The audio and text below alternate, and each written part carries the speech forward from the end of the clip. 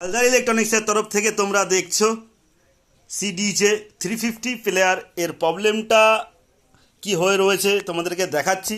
এটা অটোমেটিক ভাবে গান ফাস্ট হয়ে যায়, প্লাস অটোমেটিক রানিং হয়ে যায়, আবার অটোমেটিক দাঁড়িয়ে যায়, অটোমেটিক প্লে হয়, অনেক রকম সমস্যা দেখা দেয়। দেখো এই সার্ভিসিং না করানোর ফলে দেখো এই দেখো কি অবস্থা হয়ে রয়েছে। ঠিক আছে, এগুলো সার্ভিসিং করে না, ঠিক মতো যত্ন না নেওয়ার কারণ। ঠিক আছে, যখন দরকার হয় তখন প্লে করে। তোমাদেরকে এই ব্যাপারটা খুলে দেখাচ্ছি।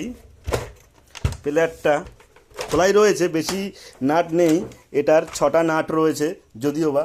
দেখো এই দিকটা পুরোপুরি ফ্রেশ, যেহেতু উল্টো করা রয়েছে বলে এই উপর সাইডে নিচ থেকে জল যেরকম উপরে ওঠে না, ধুলো নিচ থেকে উপরে উঠবে না, তো উপর থেকে নিচে যাবে। তো এই প্যানেল বোর্ডটায় দেখো তোমাদেরকে দেখাচ্ছি কি পরিমাণে ধুলো পড়েছে। সার্ভিসিং না করালে কি হতে পারে তোমরা একটু দেখে নাও। ঠিক আছে, দেখে নাও এত পরিমাণে নোংরা।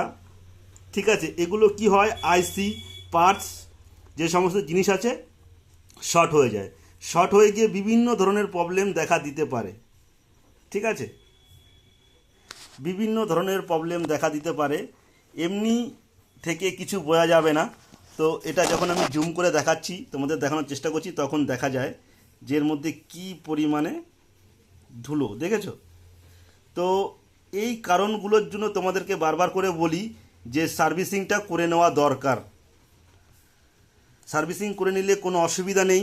ঠিক আছে, এই সার্কিটগুলো দেখেছো, এই দেখো সকেট, দেখো সকেটের অবস্থা, দেখো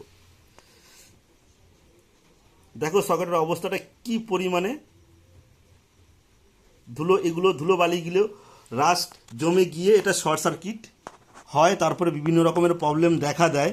তো মাঝে মধ্যে আমি সবাইকেই বলবো যে তোমরা একবার করে সার্ভিসিং করে নাও।